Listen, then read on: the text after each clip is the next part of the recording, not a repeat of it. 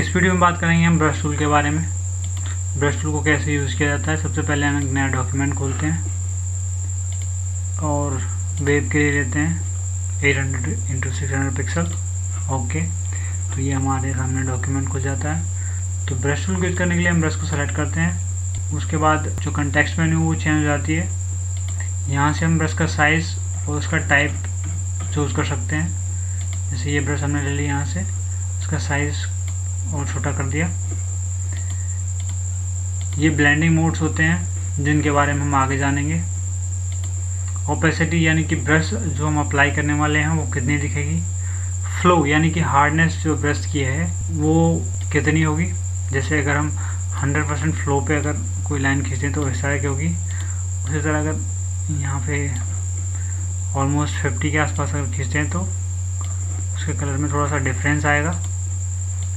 ऐसे ही अगर हम और कम करते हैं तो बिल्कुल हल्के कलर में हो जाएगी। तो ये होता है फ्लो। अगर ब्रश के बारे में हमें और ज़्यादा सेटिंग करनी हो तो हम इस वाले आइकन पे क्लिक करते हैं। तो ये ब्रश का पूरा पैनल खुल जाता है। इसमें हम ब्रश से रिलेटेड जितनी भी सेटिंग होती हैं कर सकते हैं। मान लीजिए हम कोई ब्रश सेलेक्ट करते हैं, ये वाली। अब यहाँ पे दिख रहा है कि जब भी हम इसको पेंट करेंगे, पहले हम इसके फ्लो को बढ़ा देते हैं। पेंट करेंगे तो ये ब्रश इस तरह आएगी। Ctrl Z, इसको हटा देते हैं। तो यहाँ पे इसका साइज़ हम एडजस्ट कर सकते हैं। Flip x, flip y, x y direction में इसको फ्लिप करने के लिए काम आता है। एंगल, अगर हम एंगल चेंज करना चाहते हैं इसको फ्लिप एक्स रहने देते हैं और उसका एंगल चेंज करते हैं तो ये डिफरेंट एंगल से आ जाएगी। यहाँ पे ये देखिए, ये एंगल, इसकी राउंडनेस चेंज करने के लिए जैसे अब हम इसको यूज़ करते हैं तो ये आता है। अगर हम इसकी राउंडनेस को चेंज कर देते हैं तो अब जो ब्रश आएगी वो थोड़ी स्क्यूड होगी, यानी कि थोड़ी तिरछी हो जाएगी। अभी तो ये सिंपली जैसे ब्रश ही आ रही है। अब देखते हैं हम डायनेमिक्स में क्या होगा। जैसे इसको हमने सेलेक्ट किया तो ब्रश डायनेमिक्स के लेके सेटिंग्स हमारे पास आ जाएंगी।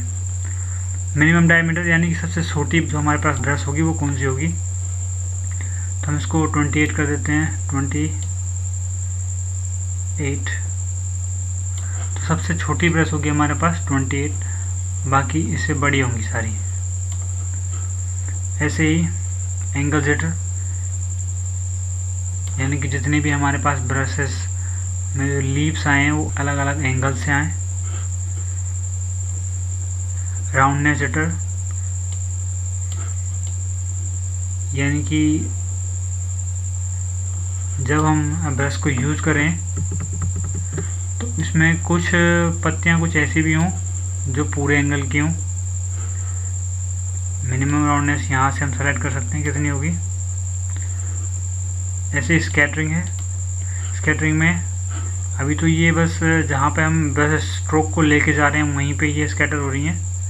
अगर हम स्कैटरिंग में काउंट इनका बढ़ाना चाहें और ज़्यादा पत्तियाँ यहाँ पे प्रीव्यू दिखाई दे रहा है, और ज़्यादा पत्तियाँ यहाँ पे ले आना चाहें तो ला सकते हैं। कम लाना चाहें तो कम भी ला सकते हैं।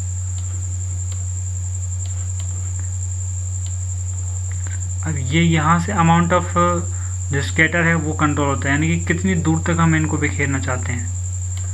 जैसे अगर हम टेक्सचर इसमें लगाना चाहें तो टेक्सचर यहाँ से लगा सकते हैं। कलर डायनेमिक्स, हम चाहते हैं कि जैसे ही आगे बढ़ते जाए तो इसके कलर भी चेंज होते जाएं।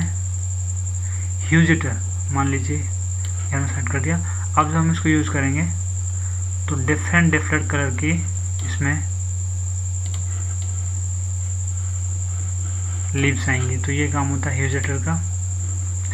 Transfer, brush boost, noise, wet edges, built up, smoothing, protect texture, तो ये सब सेटिंग्स होती हैं जो ब्रशेस के साथ यूज़ होती हैं। आगे जैसे ही हम कोर्स में आगे बढ़ते जाएंगे तो हम ये भी जानेंगे कि अपनी कस्टम ब्रश कैसे बनाएं और उनके लिए ऑप्टिमम सेटिंग कैसे डिफाइन करें।